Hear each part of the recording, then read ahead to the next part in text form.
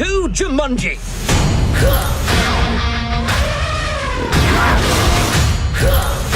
Everybody run!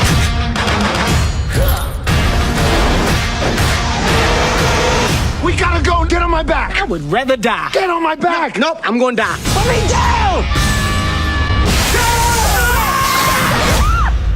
I can't even with this place. Hello everyone and welcome to a special Christmas episode of Spoopy Moo's Reviews. How in any way is this a Christmas episode? Because we are wearing Christmas hats, of course. In real life, maybe. But they're not going to see that. They're on the screen now, see? Look at us down there in the seats. Got those hats on. Aren't they good?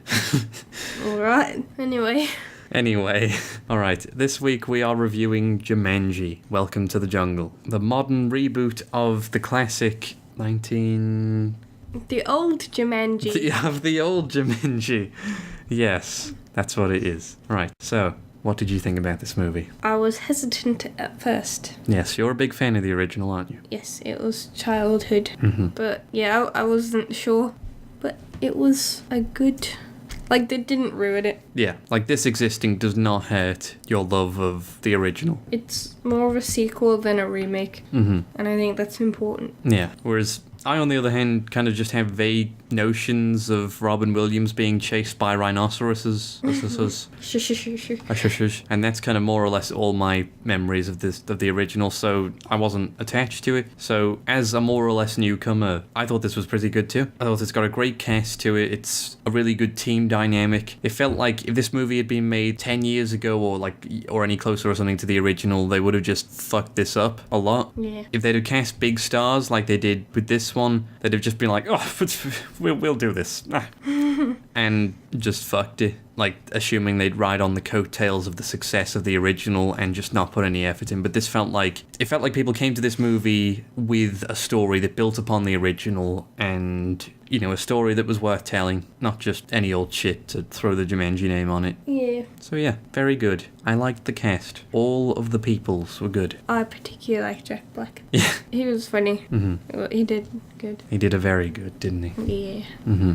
Had a lot of heart, this film, as well, didn't it? I felt like there were moments where it just kind of got me. I don't know. Maybe I'm just a big baby, but it felt like it was emotional when it needed to be, didn't it? It was mostly a funny movie, but... I don't think it had particularly emotional scenes, but it definitely got relatable. Yeah. Because obviously these people were all very different. Yeah. Another thing, this movie trope dodged a lot, I felt, because it got away with certain things that action movies do by just being in a video game. Like, so there were helicopter scenes and animal chase scenes and stuff like that. And so things like sketchy CGI or like weird dialogue and, you know, just kind of contrived narratives and stuff like that. A lot of that was avoided and sidestepped by the fact that this is set in a video game. Yeah, like, I kind of thought, like, if something was too cringy, too actiony, I just kind of thought to myself, well, this is what it'd be like if it was in a game. Yeah. So, I don't know if they did that on purpose. They were like, no, it needs to be like a game, let's make it cliche. Mm-hmm. And not that it was really cliche or anything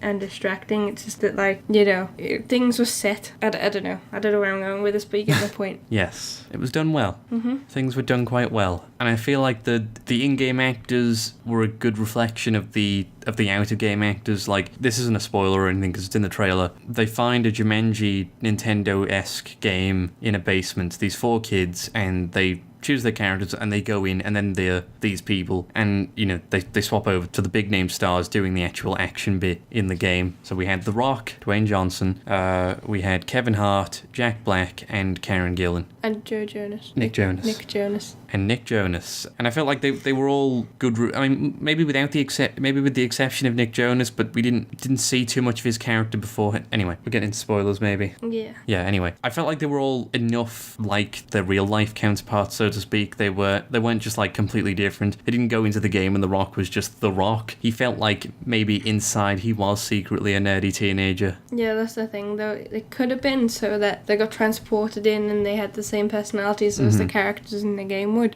but they still have their own personality. So yeah, there was enough kind of. They were different enough so that they were, you know, right for the game, but they were similar enough to the point where it's like, oh well, this just two different movies, and it wasn't there. Yeah, but that's why I like Jack Black so much, because I think obviously he's the most notable when it comes to acting like the real life character, because... Yeah, because his real life counterpart was the furthest, well, arguably the furthest away from his character in the game. Well, is it a spoiler to say they were all exact opposites? No, people know who's who in the trailers. Well, yeah, So, the outside characters are the exact opposite as the in-character ones, so, like, the scrawny, pale, nerdy kid is the Rock. Like, attractive, confident, strong. The most muscular man. Yeah, and the cliche blonde teenage girl becomes Jack Black. Overweight man, middle-aged. Yeah. Not typically good-looking, smart, because he had all the intelligent features and stuff. They're all just exact opposites. Yeah, I think it worked really well. They did it good. Did it good. Anyway, shall we move on to rating this thing? Yeah. Okay. This was a tricky one. It was a tricky one because we came out of it and we couldn't fault it, but like we looked at it a little more closely. Like, for example, it's funny, but it's not hilarious. And I know it's not an outright just a comedy, but still, there were one or two jokes that didn't quite land and stuff like that. I think the better way to word that, though, is it was funny but not overdone. And Yeah. I don't think that's a problem. I think maybe you're True. looking at it the wrong way. True. There's one or two things we want to mention in spoilers as to why it got this rating, but I want to give it a 4 out of 5. Nice. Yeah, it's difficult because realistically we couldn't think of anything wrong with it which would make it a 5, but it wasn't the perfect movie and we couldn't quite put our finger on what was wrong It wasn't with it. quite a 5, was it? And that's I don't mean to knock the movie, but I guess there technically is a knock against the movie. Yeah, Such is the purpose of this video. Yeah, there was just something about it that didn't quite make it land Yeah. as a 5. Yeah. But there was nothing for me to say it was bad. Yeah. I mean, I think this could probably be remembered in movie history as probably as well as the original. I mean, as a fan of the original, I love this. I don't think it'll be as famous as the original, but I feel like when people talk about the original, they'll talk about this one, and it's more of a continuation of the story. So then when you'd be like, oh, remember when this happened in the original? And then you'd be like, oh yeah, and then this happened in the sequel. Yeah, but anyway, very good. 4 out of 5. Nice. So, let's go on to our next segment of the show. Who is this for? The segment in which we tell you who this is and is not for. Every time. Every time. It's my favourite bit. I love doing that bit. This is my trope. Okay. Who is it for? Well, let me tell you. Families. The showing we went to see was fairly packed, and when you consider that Star Wars and Ferdinand and Daddy's Home 2 are all out in the cinemas right now at the same time as this, that's pretty impressive. This movie clearly attracted all kinds of people in, but I think families were the main group because this was the right amount of funny but not dark or perverse humour. I mean, there was a few mature jokes. There were a few mature jokes, but they would go over the heads of children rather than scar them for life. Fair way to put it. Yeah, it's a fun action comedy romp.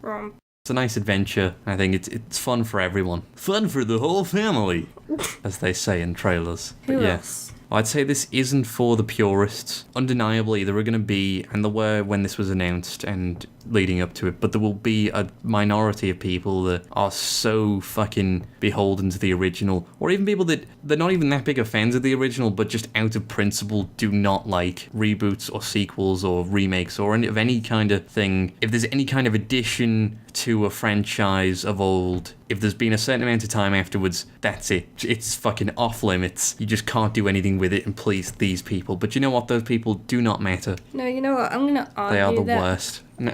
I'm going to argue you. I think people who straight up are rejecting this movie because it's a sequel and they don't like remakes and whatever should go and see it because it was that good. And I was one of those people at first. Yeah, right. When That's they a fair announced point. it, I was like, they're going to ruin the movie.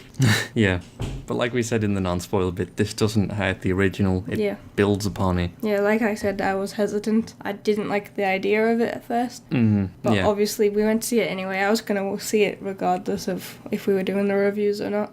But I'm glad I did see it. Yeah. It's a good movie. Yeah, I think it might convince some purists, but again, there will always be some people that are just fucking salty over nothing. I think you and should they see will it hate anyway. But yeah, go out and see it. If you hate it, whatever, that's your problem. It's a good movie.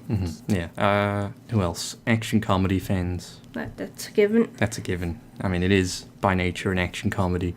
It's not a Fast and Furious full-on action movie. It's not a what's a really full-on comedy? Full block mall cop. I mean, it's certainly not that, but that's barely a comedy. Yeah, you won't die laughing, but there's enough laughs in this to keep it fun and light and keep it going and stuff like that. Yeah. Not cynics. Again, that probably just lends into the purists. If you're against movies, maybe don't go to the movies or figure your life out, whatever. Well, if you don't like movies, why are you watching this? That's a good point. What are you doing? What kind of weird self-loathing feeling has brought you to this video? Anyway. Is this everyone? I feel like we've mentioned everyone. Is there anyone you want to mention? I think we covered them all. Got them all. I think everyone should see it, though. Everyone should see it. If you are listening to this and are a person, go see. In fact, bring the dog.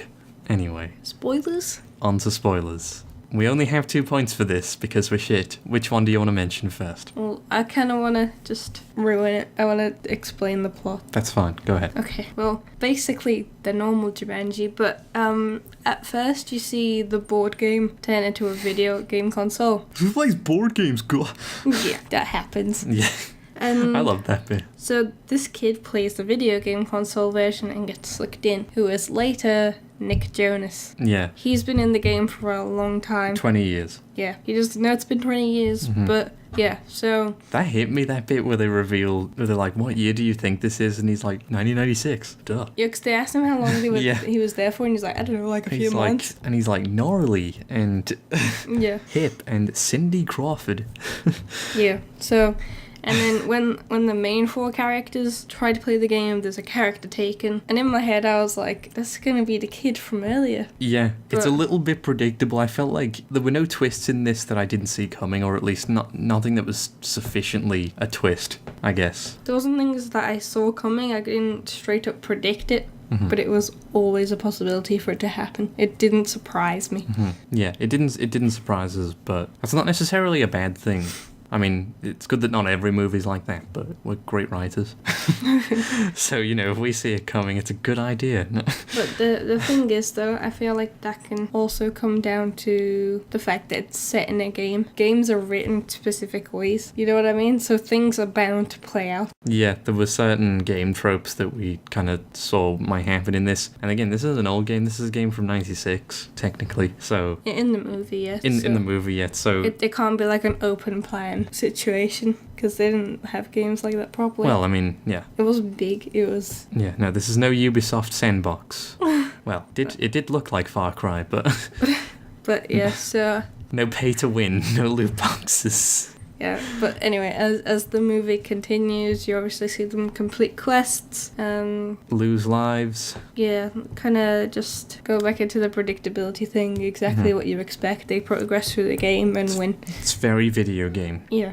And there's a boss battle at the end. Yeah. That's real good. But yeah, I feel like they dealt with the life situation of this quite well. Like there was no bit where the main character is about to die and they go, quick, take this health potion for an extra life, or superpower bonus up, or something like that. I mean, The Rock's character was basically really OP anyway, but that just comes down to the fact that Jumanji is an unfair game. Yeah. There were enough lives to the point where they could use them sparingly, I guess. I mean, I wouldn't say sparingly. It wasn't like they were just throwing them away. Yeah, they weren't throwing them away. There was no montage where they have to grind lives away just to get a thing or anything like that. There was enough where they could bump characters off at certain moments and have them come back, and it didn't get repetitive or anything like that. It didn't get annoying. They all had 3 lives each. Yeah. There was the 4 main characters, and then Nick Jonas came into it later. When we met Nick Jonas, he only had 1 life left because he's been in the game for 20 years. He kind of just decided to camp down and not waste his life. Yeah. And in Robin Williams' house. Yeah. Side note, when they find Nick Jonas, they take him to a house, and it has like Alan was here, which is obviously the character from the first Jumanji. Yeah. So yeah, they were in his house. In the trailer, you see Jack Black getting killed off by Hippo. That is in the trailer, right? I think even if it's not, this isn't spoilers, but yeah, I think it is in the trailer. Yeah, there's 1 or 2 times where they just fucking murder a character. No, they just gruesomely just get rid of them just to prove a point that, like, they have lives and stuff. My point is, like, that's kind of when they discovered they have lives. That was before they were aware. So then, like, by the time they were conscious of their lives and stuff, some of them had already lost lives. Yeah. And then later on, there are situations where they sacrifice a life to progress. Like, they drop the gem, so they throw Kevin Hart out the helicopter being like, you're a distraction, go get killed. Yeah. Fuck you. And then at the end, Karen Gillan kills herself so that she can, Spawn in the air. yeah, like, to basically respawn in a different place so she could progress, kind of. Yeah, smart. But yeah, so they weren't just throwing them away, but they used them smart. They did a smart. Anyway. English language. Anyway, that everything we have to say? Yeah, I think we're done. Alright then. Well, bye. Bye.